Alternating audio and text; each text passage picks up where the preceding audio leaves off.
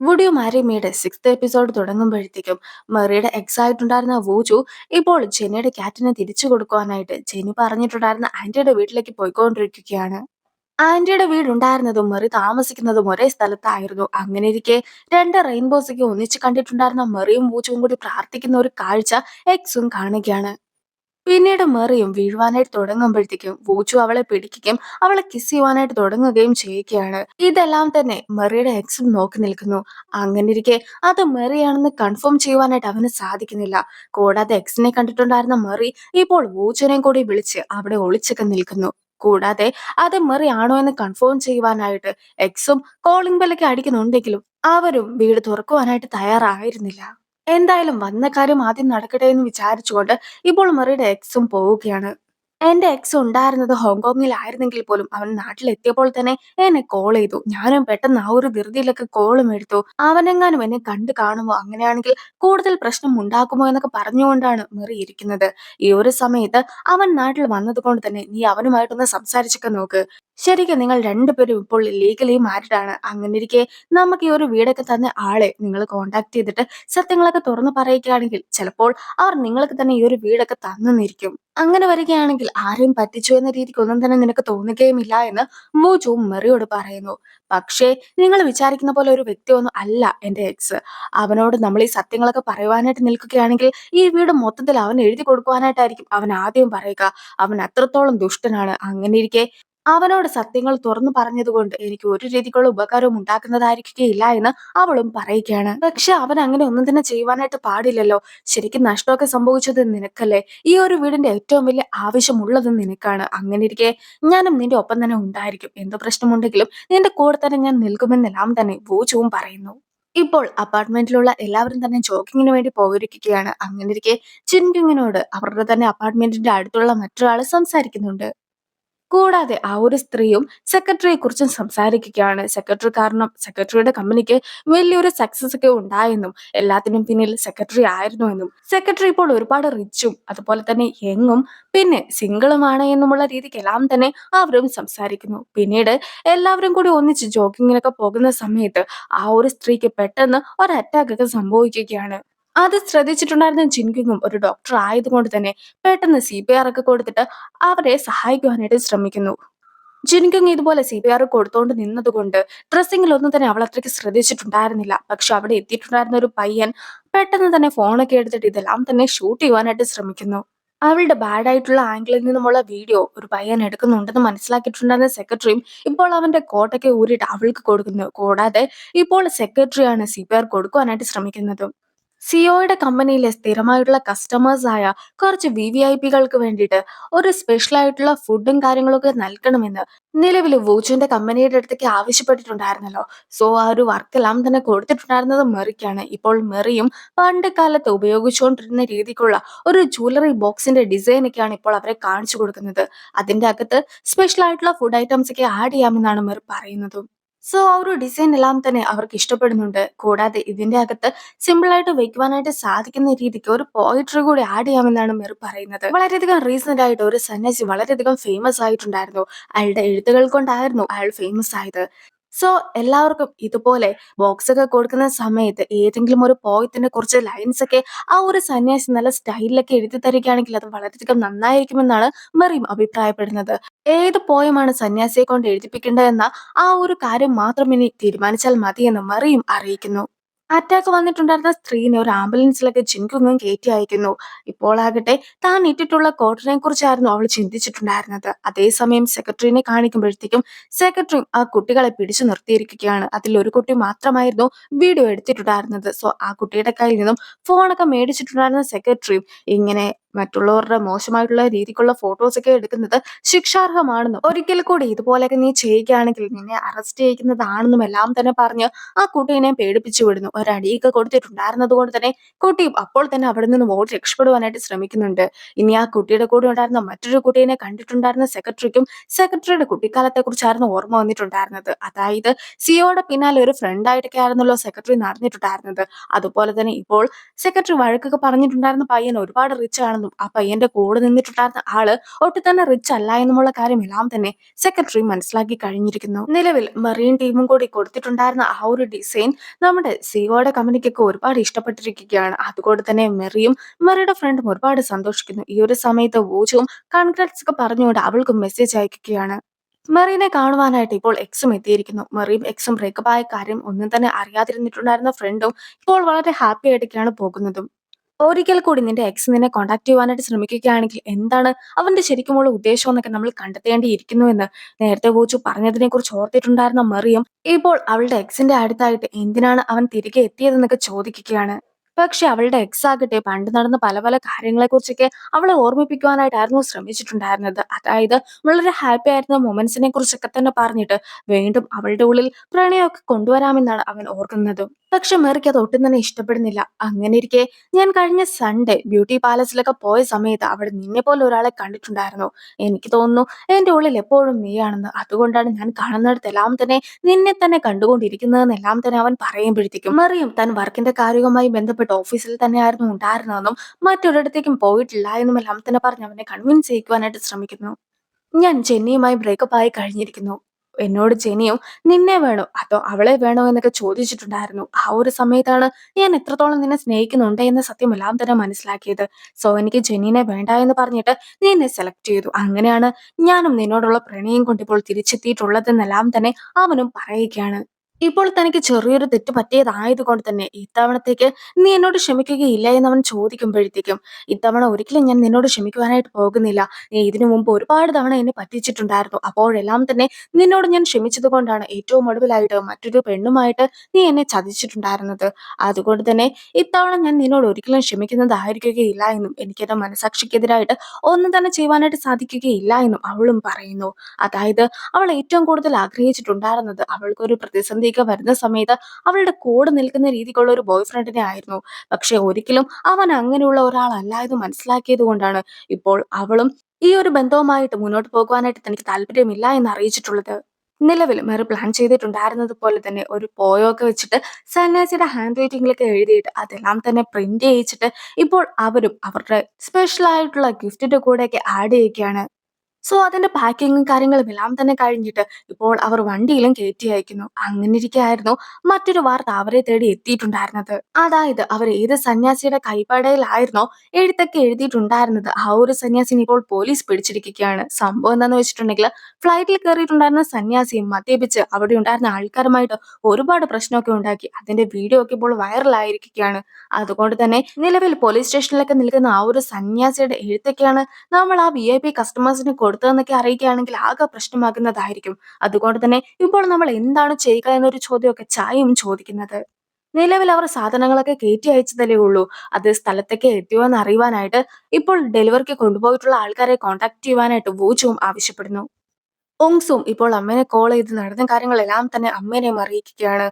വൂചുവും ടീമും ഡെലിവറി ചെയ്യുവാനായിട്ട് എല്ലാം തന്നെ കൊടുത്തിട്ടുണ്ടായിരുന്നെങ്കിൽ പോലും അതുമായി ബന്ധപ്പെട്ട ഒരാള് ഇപ്പോൾ കേസിലൊക്കെ പെട്ടിരിക്കുകയാണ്. സോ ഈ ഒരു ഡെലിവറി ഒക്കെ കൃത്യമായി ആളുകളിലേക്ക് എത്തിക്കുകയാണെങ്കിൽ വൂചുവിന് കൂടുതൽ പ്രശ്നം ഉണ്ടാകുന്നതായിരിക്കുമെന്നും മുത്തശ്ശി വൂചുവിനെ ജോലിയിൽ നിന്ന് പിരിച്ചുവിട്ടിട്ട് ആ ഒരു സ്ഥാനമൊക്കെ തനിക്ക് തരുമെന്നും പറഞ്ഞുകൊണ്ട് ഓങ്സു വളരെയധികം ഹാപ്പി ആയിരുന്നെങ്കിൽ പോലും എന്റെ ഹസ്ബൻഡിന് കമ്പനിയിലെ സിഇഒയുമായിട്ടുള്ള ബന്ധം കാരണമാണ് നമുക്ക് ഈ പ്രൊജക്ട് ഒക്കെ ലഭിച്ചിട്ടുണ്ടായിരുന്നത്. അങ്ങനെ ഇരിക്കെ ഈ ഒരു പ്രൊജക്ടിന് ഏതെങ്കിലും രീതിക്കുള്ള നെഗറ്റീവ്സ് ഒക്കെ വരികയാണെങ്കിൽ അത് വൂജുവിനെ മാത്രമായിരിക്കില്ല എന്റെ ഹസ്ബൻഡിനെയും കൂടി ബാധിക്കുമെന്ന് പറഞ്ഞ് ഉങ്സുന്റെ അമ്മയും ആകെ ടെൻഷൻ അടിക്കുന്നു. അതൊക്കെ കേട്ടിട്ടുണ്ടായിരുന്ന ഉങ്സു ആകട്ടെ ഞാനും അച്ഛനും ഒരേപോലെ വെള്ളത്തിലൊക്കെ പെട്ട് പോവുകയാണെങ്കിൽ അമ്മ ആരെയായിരിക്കും രക്ഷിക്കുക എന്നൊരു ചോദ്യമൊക്കെ അമ്മയുടെ അടുത്തായിട്ടും അവന് ചോദിക്കുകയാണ്. നിന്നെ ഒരു നാഷണൽ അത്ലറ്റ് ഒക്കെയാണ് നീന്തൽ പഠിപ്പിച്ചിട്ടുണ്ടായിരുന്നത്. അങ്ങനെ ഇരിക്കെ നിന്നെ രക്ഷിക്കേണ്ട യാതൊരു വിധത്തിലുള്ള കാര്യവുമില്ല. അതേസമയം എന്റെ ഹസ്ബൻഡിനെ നീന്തുവാനായിട്ട് ഒന്നും തന്നെ അറിയിക്കില്ല. സോ ഹസ്ബൻഡിനെയാണ് ഞാൻ രക്ഷിക്കേണ്ടതെന്ന് അമ്മയും പറയുന്നു. അമ്മ പറയുന്നത് ഹസ്ബൻഡ് അമ്മയുടെ അച്ഛന്റെ അടുത്ത് വന്നിട്ട് ഒരുപാട് സീനൊക്കെ ഇറക്കിയിട്ടുണ്ടായിരുന്നെന്നും ഞാനില്ലാതെ അയാൾക്ക് ജീവിക്കാനായിട്ട് സാധിക്കുകയില്ല എന്നും പോലും പറഞ്ഞിട്ട് അച്ഛനെ കൺവിൻസ് ചെയ്യുകയും ചെയ്തത് കൊണ്ടാണ് അമ്മ അച്ഛനെ വിവാഹം കഴിച്ചതെന്നാണ്. അതേസമയം സത്യങ്ങളെല്ലാം തന്നെ ഉങ്സുൻ അറിയാമായിരുന്നു. ശരിക്കും അമ്മയ്ക്കല്ലേ അച്ഛനെ ഇഷ്ടപ്പെട്ടിട്ടുണ്ടായിരുന്നത്. എന്നിട്ട് അമ്മയല്ലേ മുത്തശ്ശന്റെ അടുത്ത് അച്ഛനെ മാത്രമേ വിവാഹം കഴിക്കുകയുള്ളൂ എന്നൊക്കെ പറഞ്ഞ് ബഹളം വെച്ചത്. അങ്ങനെയൊക്കെയാണ് നിങ്ങളുടെ വിവാഹം നടന്നതെന്നുള്ള കാര്യം എല്ലാം തന്നെ എനിക്കറിയാം. പിന്നെ അമ്മയും എപ്പോഴും അച്ഛനെ ആശ്രയിച്ചിരിക്കുവാനായിട്ടൊന്നും പാടില്ല. അമ്മയ്ക്ക് പ്രായമാകുമ്പോഴത്തേക്കും ഞാൻ മാത്രമേ അമ്മയുടെ കൂടെ കാണുകയുള്ളൂ എന്നൊക്കെ ഓങ്സും പറയുകയാണ്. നിലവിൽ ഗിഫ്റ്റൊക്കെ പാക്ക് ചെയ്ത് കൊണ്ടുപോയിട്ടുണ്ടായിരുന്ന ആൾക്കാരെ എല്ലാം തന്നെ ഇപ്പോൾ ചായയും കോൺടാക്ട് ചെയ്തിരിക്കുകയാണ്. അങ്ങനെയിരിക്കെ അവരോട് ഇപ്പോൾ നിൽക്കുന്നിടത്ത് തന്നെ നിൽക്കുവാനായിട്ടാണ് അവർ ആവശ്യപ്പെട്ടിട്ടുള്ളത്. സോ ഇപ്പോൾ വൂച്ചു നമുക്കെല്ലാവർക്കും ഉടനെ തന്നെ പോയിട്ട് ആ ഒരു ഡെലിവറി പാക്കേജിൽ നിന്നും കാർഡൊക്കെ നീക്കം ചെയ്യാമെന്ന് പറയുകയാണ്. ഇപ്പോൾ മെറിയും ഫ്രണ്ടും കൂടി അവിടെ എത്തി കഴിയുമ്പോഴത്തേക്കും അവർ 3 ടീമായിട്ടൊക്കെ തിരിയുകയാണ്. വൂജുവും മെറിയും ഒന്നിച്ച് ഒരു ടീമിനെ നോക്കുവാനായിട്ട് പോകുന്നു. മറ്റൊരു ടീമിലാകട്ടെ മെറിയുടെ ഫ്രണ്ടും ഓയും ആയിരുന്നു ഉണ്ടായിരുന്നത്. മൂന്നാമത്തെ ടീമില് ഹാനും ചായയും ഉണ്ടായിരുന്നു. സോ ഇവരെല്ലാവരും കൂടി ചേർന്നിട്ട് ഡെലിവറി പാക്കേജ് ഒക്കെ ചെയ്യുവാനായിട്ട് പോയ ആൾക്കാരെ അന്വേഷിച്ച് പോവുകയാണ്. നിലവിലിപ്പോൾ ഫ്രണ്ടും ഒരു ടീമിനെ കോൺടാക്ട് ചെയ്ത് കഴിയുമ്പോഴത്തേക്കും അവർ ട്രാഫിക്കിലൊക്കെ പെട്ടുപോയിട്ടുണ്ടായിരുന്നത് കൊണ്ട് തന്നെ അധികം ദൂരം പോയിട്ടില്ല എന്ന കാര്യം മനസ്സിലാക്കിയിട്ട് അവരോട് എത്രയും വേഗം ഞങ്ങൾ അവിടെ എത്തുന്നതായിരിക്കുമെന്ന് ഫ്രണ്ടും അറിയിക്കുകയാണ്. ഹാനും ഇപ്പോൾ ബൈക്കുമായിട്ട് എത്തുന്നു. പോരാത്തതിന് അവർക്ക് പോകേണ്ട സ്ഥലത്തേക്കുള്ള ഒരു ഷോർട്ട് കട്ട് ഒക്കെ തനിക്ക് അറിയാമെന്ന് പറഞ്ഞുകൊണ്ട് ഇപ്പോൾ ചായനെ ബൈക്കിൽ കയറ്റിക്കൊണ്ട് അവനും പോവുകയാണ്. നിലവിൽ പാക്കേജൊക്കെ കൊടുക്കുവാനായിട്ട് തുടങ്ങുന്ന ആ ഒരു സമയത്തായിരുന്നു അവരവിടെ എത്തിയിട്ടുണ്ടായിരുന്നത്. അതുകൊണ്ട് തന്നെ അവരും ബോക്സൊക്കെ തുറന്നിട്ട് അതിന്റെ അകത്തുണ്ടായിരുന്ന കാർഡും എടുത്തു മാറ്റുന്നു. സോ അവർ ഹാപ്പി ആകുന്നുണ്ടെങ്കിൽ പോലും പിന്നീടാണ് ബോക്സിന്റെ വെളിയിലായിട്ട് ഒരു ക്ലോത്ത് ഒക്കെ ഉണ്ടെന്നുള്ള കാര്യം അവരും ഓർക്കുന്നത്. ആ ക്ലോത്ത് ഒരു പ്രത്യേക രീതിക്കായിരുന്നു കെട്ടിവെച്ചിട്ടുണ്ടായിരുന്നത്. അവർ എത്രയൊക്കെ ആലോചിച്ചു നോക്കിയിട്ടും അത് ഏത് രീതിക്കായിരുന്നു കിട്ടിയതെന്ന് മനസ്സിലാക്കുവാനായിട്ട് സാധിക്കുന്നില്ല. സോ ഇപ്പോൾ അവരും മെറീനെ വീഡിയോ കോൾ ചെയ്യുന്നു. മെറിയും എങ്ങനെയായിരുന്നു ക്ലോത്ത് ഒക്കെ വെച്ചിട്ട് ആ ഒരു ബോക്സ് ഒക്കെ കെട്ടി വെക്കേണ്ടതെന്ന് അവർക്കും കാണിച്ചു കൊടുക്കുകയാണ്. മെറി നിലവില് പാക്കേജ് ഒക്കെ കൊടുക്കേണ്ട ആളെ വെയിറ്റ് ചെയ്ത് നിൽക്കുകയാണ്. അതേസമയം നിലവിൽ അയാൾ മറ്റൊരിടത്ത് പാക്കേജ് കൊടുത്ത് കഴിഞ്ഞിട്ടുണ്ട്. സോ ആ ഒരു സ്ഥലമൊക്കെ അന്വേഷിച്ച് പോയിരിക്കുകയാണ് വൂജു.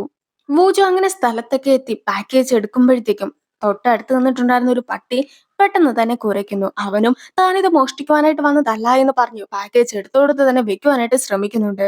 അങ്ങനെ ഇരിക്കെ പട്ടിയും അവന്റെ നേർക്കായിട്ട് വരുമ്പോഴത്തേക്കും അവനും ഒരുപാട് പേടിച്ചു പോകുന്നു. പക്ഷെ അവിടെ എത്തിയിട്ടുണ്ടായിരുന്ന മെറിയും തന്റെ കയ്യിലുണ്ടായിരുന്ന സ്നാക്സ് ഒക്കെ ആ പട്ടിക്ക് എറിഞ്ഞു കൊടുക്കുമ്പോഴത്തേക്കും പട്ടിയും അതൊക്കെ കഴിക്കുകയും വളരെ ഹാപ്പി ആയിട്ട് അവൾ പറയുന്നതെല്ലാം തന്നെ കേൾക്കുകയും ചെയ്യുന്നു. കുറച്ച് കഴിയുമ്പോഴത്തേക്കും ആ ഡോഗിന്റെ തന്നെ ഓണർ വന്നിട്ട് ഡോഗിനെ കൊണ്ടുപോകുന്നുമുണ്ട്. അവരും പിന്നീട് വന്ന കാര്യം എല്ലാം തന്നെ റെഡിയാക്കിയിട്ട് തിരികെ പോവുകയാണ്. എന്തായാലും മൂന്നായിട്ട് തിരിഞ്ഞിട്ടുണ്ടായിരുന്ന അവരുടെ ടീമും ആൾക്കാരിലേക്ക് ബോക്സ് ഒക്കെ എത്തുന്നതിന് മുമ്പായിട്ട് തന്നെ അതിൽ നിന്നും കാർഡ് നീക്കം ചെയ്തിട്ടുണ്ടായിരുന്നു. ഇപ്പോൾ എല്ലാവരും തന്നെ വീട്ടിലേക്ക് പോകുന്നുണ്ടെങ്കിൽ പോലും മെറിക്ക് വർക്കിന്റെ ആവശ്യമായിട്ട് തിരിച്ച് ഓഫീസിലേക്ക് പോകേണ്ടതായിട്ടുണ്ട് എന്ന് അവനെയും അറിയിക്കുകയാണ്. ഈ ഒരു സമയത്തെല്ലാം തന്നെ മെറിക്ക് എക്സിന്റെ അടുത്തുനിന്നും കോൾ വരുന്നുണ്ടെങ്കിൽ പോലും അവളും കോൾ എടുക്കുന്നില്ല. മെറി ഫോൺ എടുക്കാത്തത് കൊണ്ട് തന്നെ ആകെ നിരാശയിലായിരുന്നു എക്സ് നിന്നിട്ടുണ്ടായിരുന്നത്. അങ്ങനെ ഇരിക്കെയാണ് അവിടേക്ക് എക്സിന്റെ അനിയത്തി കൂടി എത്തുന്നത്.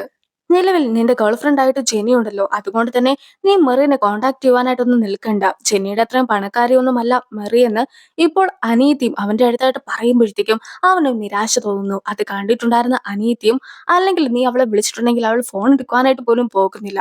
സോ നീ ട്രൈ ചെയ്യേണ്ട കാര്യമില്ല. അവൾ അവളുടെ അമ്മയുടെ അടുത്ത് പോലും നിങ്ങൾ ബ്രേക്കപ്പ് ആയ കാര്യം പറഞ്ഞിട്ടുണ്ടായിരുന്നില്ല.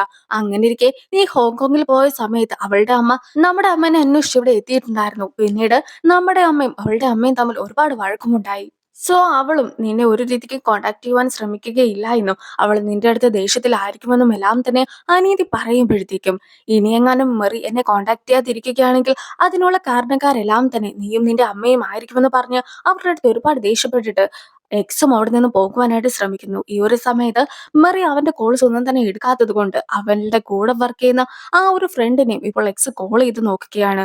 അവനും മെറിയും തമ്മിൽ ചെറിയ രീതിക്കുള്ള ഒരു വഴക്കൊക്കെ ഉണ്ടായത് കൊണ്ട് തന്നെ ഇപ്പോൾ അവൾ എവിടെയാണെന്ന് തനിക്ക് അറിയുകയില്ല എന്ന് എക്സ് പറയുമ്പോഴത്തേക്കും അതെല്ലാം തന്നെ വിശ്വസിച്ചിട്ടുണ്ടായിരുന്ന ഫ്രണ്ടും ഇപ്പോൾ മെറി ഓഫീസിലായിരിക്കും ഉണ്ടായിരിക്കുക എന്നും വർക്കിന്റെ കാര്യവുമായി ബന്ധപ്പെട്ട് ഒരു പ്രശ്നമൊക്കെ ഉണ്ടായത് കൊണ്ട് തന്നെ ഇപ്പോൾ ആ ഒരു കമ്പനിയുടെ ടീം ലീഡുമായിട്ടായിരുന്നു അവൾ ഉണ്ടായിരുന്നതെന്നും എല്ലാം തന്നെ ഫ്രണ്ടും അറിയിക്കുകയാണ്.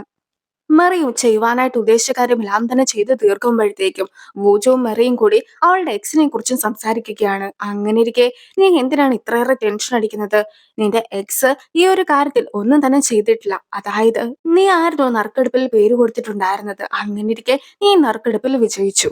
നമ്മളാക്കട്ടെ ആ സമ്മാനവും മേടിച്ചു. അത്രേ ഉള്ളൂ. ഞാനും നിന്റെ ഒപ്പം തന്നെ നിൽക്കുന്നതായിരിക്കും. അവനെ ഇതിൽ ഒന്നും തന്നെ ഉൾപ്പെടുത്തേണ്ട യാതൊരു വിധത്തിലുള്ള കാര്യവും ഇല്ല എന്ന് പറഞ്ഞുകൊണ്ട് മെറിനെ സമാധാനിപ്പിക്കുവാനായിട്ട് വൂജ ശ്രമിക്കുമ്പോഴത്തേക്കും മെറിക്കും ഒരുപാട് സന്തോഷം തോന്നി അവനെ ഹഗ് ചെയ്യുകയാണ്. ഇത്രയും നേരം താൻ ഒരുപാട് നെർവസ് ആയിരുന്നുവെന്നും പക്ഷെ ഇപ്പോഴാണ് ആ ഒരു നെർവസ്നെസ് എല്ലാം തന്നെ മാറിയിട്ടുണ്ടായിരുന്നതെന്നും എല്ലാം തന്നെ അവളും അറിയിക്കുന്നു. നിലവിൽ നടന്നതെല്ലാം തന്നെ നടന്നു കഴിഞ്ഞു. അങ്ങനെ ഇരിക്കെ ബാക്കിയുള്ള കാര്യങ്ങൾ നമ്മൾ ഒന്നിച്ച് നേരിടുമെന്ന് പറഞ്ഞുകൊണ്ട് മെറിയും നിൽക്കുന്നു. ഇപ്പോൾ മെറിയുടെ എക്സും അവളെ കാണുവാനായിട്ട് ഓഫീസിന്റെ പാർക്കിംഗ് ഏരിയയിൽ എത്തി കഴിയുമ്പോഴത്തേക്കും അവിടെ വന്നിട്ടുണ്ടായിരുന്ന മെറി പൂച്ചന്റെ കൂടെ വണ്ടിയിലൊക്കെ കയറി പോകുന്ന ഒരു കാഴ്ച അവനും കാണിക്കുകയാണ്. സോ അവനും ഇവരെ ഫോളോ ചെയ്ത് പോകുന്നു. നിലവിൽ അപ്പാർട്ട്മെന്റിലേക്കായിരുന്നു വൂച്ചുവും മെറിയും കൂടി പോയിട്ടുണ്ടായിരുന്നത്. അങ്ങനെ ഇരിക്കെ അവരെ ഫോളോ ചെയ്ത് വന്നിട്ടുണ്ടായിരുന്ന എക്സിനെ സെക്യൂരിറ്റി അകത്തേക്ക് കടത്തി വിടുന്നില്ല. സോ ഇപ്പോൾ എക്സും സെക്യൂരിറ്റിയുടെ അടുത്ത് താനൊരു വീട്ടുകാരെ കാണുവാനായിട്ട് വന്നതാണെന്ന് പറഞ്ഞതിന് ശേഷം നേരത്തെ ചെന്നിയുടെ ആന്റിയൊക്കെ അവിടെയാണല്ലോ താമസിച്ചിട്ടുണ്ടായിരുന്നത്. അങ്ങനെ ഇരിക്കെ ആ ഒരു വീട്ട് നമ്പറൊക്കെ പറഞ്ഞ് ഇവരുടെ പിന്നാലെ ഫോളോ ചെയ്ത് അകത്തേക്ക് വരുന്നു. മെറീനെ വീടിന് മുമ്പിലൊക്കെ ഇറക്കി വിട്ടിട്ട് പോകാമെന്നായിരുന്നു ഊജു വിചാരിച്ചതെങ്കിലും ഇപ്പോൾ സെക്രട്ടറിനെ വീടിന് വെളിയിൽ കണ്ടിട്ടുണ്ടായിരുന്ന അവരും ഒളിച്ചും പാത്തുമൊക്കെ വീടിനകത്തേക്കും കയറിപ്പോകുന്നു. കുറെ നേരമായിട്ടും സെക്രട്ടറി വീടിന് വെളിയിൽ തന്നെയായിരുന്നു നിന്നിട്ടുണ്ടായിരുന്നത്. സോ സെക്രട്ടറിയുടെ കാണിക്കല് ഈ ഒരു രാത്രി സമയത്ത് ഊച്ചിന് പോകാനായിട്ട് സാധിക്കുകയില്ലല്ലോ. സോ അവൻ കുറച്ചു നേരം കൂടി ആ ഒരു വീട്ടിൽ നിൽക്കാമെന്ന് തീരുമാനിക്കുന്നു. അങ്ങനെ ഇരിക്കെ വീട്ടിൽ എന്തെങ്കിലും സഹായമൊക്കെ താൻ ചെയ്തു തരണമെങ്കിൽ ചെയ്യുവാനായിട്ട് തയ്യാറാണെന്ന് പറഞ്ഞ് അവൻ നിൽക്കുമ്പോഴത്തേക്കും അവളും എന്തൊക്കെ കാര്യങ്ങളായിരുന്നു ചെയ്യുവാനായിട്ടുള്ളതെന്നെല്ലാം തന്നെ ആലോചിച്ച് അതിനെക്കുറിച്ചും അവനോട് പറഞ്ഞു കൊടുക്കുകയാണ്. സോ ഇപ്പോൾ അവർ ഒന്നിച്ച് ബാത്റൂമിലെ കർട്ടനൊക്കെ വെക്കുന്നു. ഈ ഒരു സമയത്ത് അവർ സംസാരിച്ച് നിൽക്കുമ്പോഴത്തേക്കും പൂജന്റെ കൈ അറിയാതെ അവിടെ ഉണ്ടായിരുന്ന ടാപ്പിലൊക്കെ തട്ടുകയും ടാപ്പിൽ നിന്നും വെള്ളം നേരെ അവന്റെ മേത്തേക്കായിട്ട് വീഴുകയും ചെയ്യുന്നു. ഇപ്പോൾ ആകെ നനഞ്ഞിട്ടുണ്ടായിരുന്ന അവന്റെ അടുത്തായിട്ട് അവന്റെ മുടിയൊക്കെ ഉണക്കുന്ന നേരം കൊണ്ട് അവളും അവന്റെ ഡ്രസ്സ് ഉണക്കി കൊടുക്കാമെന്നൊക്കെ അവനോടും പറയുകയാണ്. മെറി നാളെ ഫ്രീ ആണെന്ന് മനസ്സിലാക്കിയിട്ടുണ്ടായിരുന്ന അവനും എന്നാൽ നമുക്ക് രണ്ടുപേർക്കും കൂടി ഒന്നിച്ച് ലഞ്ചിന് പോയാലോ എന്നൊക്കെ അവളുടെ അടുത്ത് ചോദിക്കുമ്പോഴത്തേക്കും അവളും അത് സമ്മതിക്കുകയാണ്. ഇനി മെറിയുടെ എക്സും മെറി എവിടേക്കായിരുന്നു പോയിട്ടുണ്ടായിരുന്നെന്നൊക്കെ അന്വേഷിച്ചു വരുന്നു. അങ്ങനെ ഇരിക്കെ വൂജുന്റെ വണ്ടി കണ്ടിട്ടുണ്ടായിരുന്ന അവനും ഇപ്പോൾ വൂജു ഒരു വീട്ടിൽ നിന്നും ഇറങ്ങി വരുന്ന കാഴ്ചയൊക്കെ കണ്ടതിന് ശേഷം നേരത്തെ താൻ കണ്ടിട്ടുണ്ടായിരുന്നത് ഇവനെയും മെറീനെയും ആണെന്നുള്ള കാര്യം എല്ലാം തന്നെ ഉറപ്പിക്കുകയാണ്. മെറി താമസിക്കുന്നത് ഈ വീട്ടിലായിരിക്കുമോ എന്നും എന്തുകൊണ്ടാണ് അവൻ അവിടെ വന്നതെന്നും എല്ലാം തന്നെ ഇപ്പോൾ എക്സും ഓർക്കുന്നു. മെറി വേസ്റ്റ് ഒക്കെ കളയുവാനായിട്ട് പുറത്തേക്ക് ഇറങ്ങിയപ്പോഴത്തേക്കും അവിടെ അവളെയും കാത്ത് അവളുടെ എക്സ് നിപ്പുണ്ടായിരുന്നു. അങ്ങനെ ഇരിക്കെ നീ എന്തുകൊണ്ടാണ് ഇവിടെ നിൽക്കുന്നത്? നിന്റെ കൂടെ റൂമിലേക്ക് വന്നിട്ടുണ്ടായിരുന്നത് ആരായിരുന്നു? എന്നിങ്ങനെയുള്ള ചോദ്യങ്ങളെല്ലാം തന്നെ എക്സും ചോദിക്കുന്നു. മെറിയും താൻ ഇവിടെയാണ് താമസിക്കുന്നതെന്ന് പറയുമ്പോഴത്തേക്കും നീ വീട്ടുജോലിക്കാരിയായിട്ട് ഇവിടെ താമസിച്ച് ജോലിയൊക്കെ ചെയ്യുകയാണോ എന്നൊരു ചോദ്യം അവനും അവളോട് ചോദിക്കുകയാണ്. ഈ ഒരു സമയത്ത് ഇത് തന്നെയാണ് പറ്റിയ മറുപടി എന്ന് തോന്നിയിട്ടുണ്ടായിരുന്ന അവളും എന്റെ ഫ്രണ്ടിന്റെ വീടാണിത്. ഫ്രണ്ട് നാട്ടിലില്ലാത്തത് കൊണ്ട് തന്നെ ഞാൻ ഇവിടെ താമസിക്കുന്നുണ്ട്. കൂടാതെ ഇവിടുത്തെ വർക്കും ചെയ്യുന്നുണ്ട് എന്ന് അവളും അറിയിക്കുന്നു. നീ ശരിക്കും എന്റെ അടുത്ത് എന്തുകൊണ്ടാണ് ദേഷ്യപ്പെട്ട് സംസാരിക്കുന്നതെന്നൊക്കെ എനിക്ക് മനസ്സിലായി. എന്റെ അമ്മ നിന്റെ അമ്മയോട് മോശമായിട്ടൊക്കെ സംസാരിച്ചത് കൊണ്ടല്ലേ. ഒരു കാര്യം ചെയ്യാം, ഞാൻ എന്റെ അമ്മയോട് പറഞ്ഞ് നിന്റെ അമ്മയോട് മാപ്പൊക്കെ പറയിക്കാം. അങ്ങനെ വരുമ്പോഴത്തേക്കും നമുക്ക് പഴയതുപോലെ ആകാമെന്നെല്ലാം തന്നെ അവൻ പറയുന്നുണ്ടെങ്കിലും ഇത്രയും തവണ അവനോട് ക്ഷമിച്ചിട്ടുണ്ടായിരുന്നത് കൊണ്ട് തന്നെ ഇനിയും അവനോട് ക്ഷമിക്കുവാനായിട്ട് അവളും തയ്യാറായിരുന്നില്ല. പിന്നീട് അവളും ഡോർ അടയ്ക്കുവാനായിട്ട് ശ്രമിക്കുന്നുണ്ടെങ്കിൽ പോലും അവനും വീടിന്റെ അകത്തേക്ക് കയറി ചെല്ലുന്നു. നമ്മൾ തമ്മിൽ ബ്രേക്കപ്പ് ആയിട്ട് ഇപ്പോൾ മാസങ്ങൾ മാത്രമല്ലേ ആയുള്ളൂ. സത്യം പറ, ഞാൻ ഉണ്ടായിരിക്കും നീ എന്നെ ചീറ്റ് ചെയ്യുകയായിരുന്നോ ചെയ്തിട്ടുണ്ടായിരുന്നത്? ഇപ്പോൾ നീ നിന്റെ ബോയ് ഫ്രണ്ടിന്റെ കൂടെയാണ് ഉള്ളതെന്നെല്ലാം തന്നെ സംശയത്തോടു കൂടി തന്നെ എക്സും ചോദിക്കുന്നു. അങ്ങനെ ഇരിക്കെ അവിടെ ഉണ്ടായിരുന്ന ഫോട്ടോ ഒക്കെ അവൻ കാണാതിരിക്കുവാനായിട്ട് അവളും ക്ലാപ്പ് ചെയ്ത് ലൈറ്റ്സ് ഒക്കെ ഓഫ് ചെയ്യുകയാണ്. പിന്നീട് അവനെ ഇറക്കി വിടുവാനായിട്ട് അവൾ ശ്രമിക്കുന്നുണ്ടെങ്കിൽ പോലും രണ്ടുപേരും തമ്മിലുള്ള പിടിവലി കാരണം അവനും വീണു പോകുന്നു. ഈ ഒരു സമയത്ത് അവളും അവനെ ഹോസ്പിറ്റലിലേക്ക് കൊണ്ടുപോകുന്നുണ്ട്. അവന് ഒടിവും ചതവും എല്ലാം തന്നെ സംഭവിച്ചിട്ടുണ്ടായിരുന്നു. സോ ഇപ്പോൾ നല്ലൊരു റെസ്റ്റ് ഒക്കെയാണ് ആവശ്യമെന്ന് ഡോക്ടറും അറിയിക്കുന്നു. നിലവിൽ ഡോക്ടർ എല്ലാ കാര്യങ്ങളും ഏൽപ്പിച്ചിട്ടുണ്ടായിരുന്നത് മെറീനെ ആയിരുന്നു. അങ്ങനെ ഇരിക്കെ ഞാൻ ഇവന്റെ ഗാർഡിയൻ ഒന്നും അല്ല എന്നൊക്കെ പറഞ്ഞുകൊണ്ട് മെറി ഒഴിഞ്ഞു മാറുവാനായിട്ട് ശ്രമിക്കുന്നുണ്ടെങ്കിൽ പോലും ഇപ്പോൾ അവനും ഓരോരോ വേദനകളൊക്കെ പറഞ്ഞുകൊണ്ട് അവളെ പോകുവാനായിട്ട് അനുവദിക്കുന്നില്ല. നമുക്ക് ഇതിനു മുമ്പ് കിട്ടിയിട്ടുണ്ടായിരുന്ന പ്രൊജക്റ്റ് ആയിട്ടുണ്ടായിരുന്ന കമ്പനിയിലെ കസ്റ്റമേഴ്സിന് ഗിഫ്റ്റ് കൊടുക്കുന്ന കാര്യമെല്ലാം തന്നെ വൂജോൻ ടീമും നന്നായി തന്നെ ചെയ്തിട്ടുണ്ട് എന്ന് അങ്കിളും ചെയർവുമന്റെ അടുത്ത് അറിയിക്കുമ്പോഴത്തേക്കും ചെയർവുമൺ ആകട്ടെ അടുത്തതായിട്ട് കമ്പനിയൊക്കെ നോക്കി നടത്തേണ്ടത് വൂജു ആണ്. അങ്ങനെ ഇരിക്കെ അവന്റെ എല്ലാ കാര്യങ്ങളും ചെയ്യുവാനായിട്ട് ഹെൽപ്പ് ചെയ്യുക എന്നതാണ് നിന്റെ ഉത്തരവാദിത്വം. അത് കൂടാതെ നേരത്തെ പ്രശ്നമൊക്കെ ഉണ്ടാക്കി ഞാൻ അറിഞ്ഞിട്ടുണ്ടായിരുന്നു. എന്തായാലും പ്രശ്നമൊക്കെ ഇപ്പോൾ സോൾവ് ആയല്ലോ എന്ന് പറഞ്ഞുകൊണ്ട് ചെയർവുമണും ഇരിക്കുകയാണ്. അങ്കിളും ഇപ്പോൾ റൂമിൽ നിന്നും ഇറങ്ങി വരുന്ന സമയത്താണ് ചെയർവുമന്റെ സെക്രട്ടറി നേരത്തെ മരിച്ചു പോയിട്ടുണ്ടായിരുന്ന ആ ഒരു അക്കൗണ്ടന്റ് ആയിട്ടുണ്ടായിരുന്ന കോയുടെ വൈഫിനെയുമായിട്ട് അവിടേക്ക് വരുന്ന ഒരു കാഴ്ചയ്ക്ക് അങ്കിളും കാണുന്നത്. കൂടാതെ ആ വൈഫിന്റെ കയ്യിൽ ഒരു ഫയൽ ഉണ്ടായിരുന്നതൊക്കെ അങ്കിളും പ്രത്യേകമായിട്ട് ശ്രദ്ധിക്കുന്നു. ഇപ്പോൾ ആ ഒരു വൈഫും ആ ഫയൽ കൃത്യമായി തന്നെ മുത്തശ്ശീനെ ഏൽപ്പിക്കുകയാണ്. ഇതിൽ ഒരുപാട് ഇമ്പോർട്ടന്റ് ആയിട്ടുള്ള കാര്യങ്ങളൊക്കെ ഉണ്ടെന്ന് മനസ്സിലാക്കിയത് കൊണ്ടായിരുന്നു താൻ ഈ ഫയലുമായിട്ട് എത്തിയിട്ടുണ്ടായിരുന്നതെന്നാണ് വൈഫ് പറയുന്നത്. നേരത്തെ കമ്പനിയിൽ നടന്ന തിരിമറികളെല്ലാം തന്നെ മനസ്സിലാക്കിയിട്ട് ഏത് ഫയലായിരുന്നു അങ്കിളിനെ ഏൽപ്പിച്ചിട്ടുണ്ടായിരുന്നത്, അതേ ഫയലിന്റെ ഒരു കോപ്പിയാണ് ഇപ്പോൾ വൈഫും മുത്തശ്ശിനെ ഏൽപ്പിച്ചിരിക്കുന്നത്. ഇപ്പോൾ അങ്കിളും നിലവിൽ തന്റെ അടുത്ത് പറഞ്ഞിട്ടുണ്ടായിരുന്ന കാര്യങ്ങളെല്ലാം തന്നെ ആലോചിക്കുകയും അയാൾ നൽകിയിട്ടുണ്ടായിരുന്ന സ്റ്റേറ്റ്മെന്റ്സ് ഒക്കെ വായിച്ചു നോക്കുകയും ചെയ്യുകയാണ്. ശരിക്കും അന്ന് പറഞ്ഞിട്ടുണ്ടായിരുന്നത് ജെ കൺസൾട്ടൻസി എന്ന് പേരുള്ള ഒരു കമ്പനി ആയിരുന്നു യഥാർത്ഥത്തിൽ കൃത്രിമമൊക്കെ നടത്തിയിട്ടുണ്ടായിരുന്നത് എന്നുള്ള രീതിക്കായിരുന്നു. സോ കോങ്ങിനെ കൊന്നത് വഴി ജെ കൺസൾട്ടൻസിനെ ഹെൽപ്പ് ചെയ്യുകയാണ് യഥാർത്ഥത്തിൽ അങ്കിൾ ചെയ്തിട്ടുണ്ടായിരുന്നത്. പക്ഷെ ഇപ്പോൾ മാത്രമാണ് ആരായിരുന്നു ജെ കൺസൾട്ടൻസി നോക്കി നടത്തിയിരുന്നെന്നുള്ള കാര്യം എല്ലാം തന്നെ കാണിക്കുന്നത്. അതായത് ഈ ഒരു അങ്കിളിന് മറ്റൊരു വൈഫും മകനുമൊക്കെ ഉണ്ട്. ഈ ഒരു വൈഫിന്റെ പേരിലായിരുന്നു കമ്പനിയും മറ്റുമൊക്കെ ഉണ്ടായിരുന്നത്. ഏറ്റവും ലാസ്റ്റ് ആയിട്ട് ചെയ്തിട്ടുണ്ടായിരുന്ന തിരിമറികളെല്ലാം തന്നെ മറച്ചുകൊണ്ട് മറ്റൊരു അക്കൗണ്ട് സ്റ്റേറ്റ്മെന്റ് ഒക്കെ തയ്യാറാക്കുക ആയിരുന്നു ആ ഒരു വൈഫും.